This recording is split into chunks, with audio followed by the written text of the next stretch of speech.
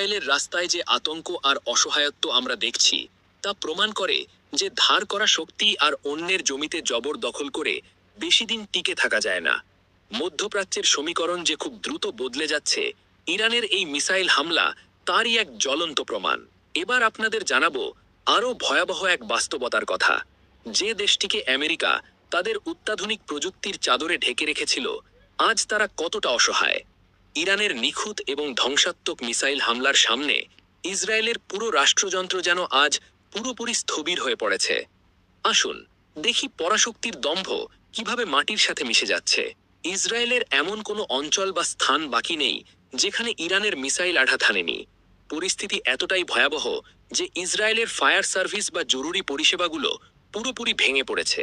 চারদিকে ধ্বংসযজ্ঞ, কিন্তু আগুন নেভানো বা উদ্ধার কাজ চালানোর মতো ন্যূনতম ক্ষমতাও তাদের আর অবশিষ্ট নেই।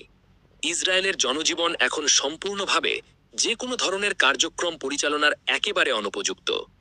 তেল আবিবের উপকণ্ঠে যে বিলাসবহুল ভিলাগুলো একসময় তাদের আভিজাত্য আর নিরাপদ জীবনের প্রতীক ছিল, সেগুলো এখন ছিন্ন ভিন্ন।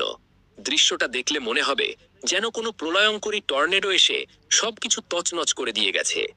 এই হামলায় ইসরায়েলে আহত এবং নিহত হওয়ার সংখ্যা অগণিত, কিন্তু পশ্চিমা মিডিয়ার সহায়তায় ইসরায়েল সরকার চরম গোপনীয়তা বজায় রাখছে।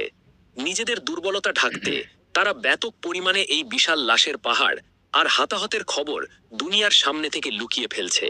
সবচেয়ে বড় লজ্জার জায়গা হলো তাদের আকাশ প্রতিরক্ষা ব্যবস্থা। কোথায় গেল আমেরিকার দেওয়া সেই অহংকারের আয়রন ডোম? ইরানের অত্যাধুনিক মিসাইল সিস্টেমের সামনে ইসরায়েলের আকাশ প্রতিরক্ষা ব্যবস্থা রীতিমতো খড়কুটোর মতো উড়ে গেছে, দাঁড়াতেই পারেনি। আকাশ থেকে যেন বৃষ্টির মতো নেমে এসে ইসরায়েলের নির্দিষ্ট টার্গেটগুলোতে একের পর এক নিখুঁতভাবে হিট করেছে ইরানের মিসাইলগুলো। আর এই পুরোটা সময় জুড়ে কি করছিল তারা? ইসরায়েলের প্রধানমন্ত্রী, তাদের প্রতাপশালী সেনাবাহিনী আইডিএফ, খোদ আমেরিকার প্রেসিডেন্ট, সিআইএ এবং তাদের বাঘা বাঘা প্রযুক্তিবিদরা সবাই মিলে কেবল অসহায়ভাবে চেয়ে চেয়ে দেখেছেন। হাতে হাত রেখে বসে থাকা ছাড়া তাদের আর কিছুই করার ছিল না। এই দৃশ্যপট আজ একটি মহাসত্য আমাদের সামনে তুলে ধরেছে। আমেরিকার দেওয়া বিলিয়ন ডলারের অস্ত্র, ফাঁকা বুলি আর মিডিয়ার তৈরি করা ভুয়ো ইমেজ দিয়ে বাস্তবের ময়দানে টিকে থাকা যায় না। ইসরায়েলের এই চরম অসহায়ত্ব এবং আমেরিকার নীরব দর্শক হয়ে থাকা আজ সারা বিশ্বের সামনে পশ্চিমা শক্তির আসল দুর্বলতাকেই চোখে আঙুল দিয়ে দেখিয়ে দিচ্ছে।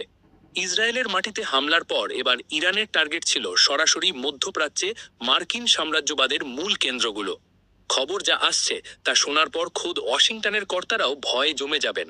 বাহরিন এবং কুয়েতে অবস্থিত আমেরিকার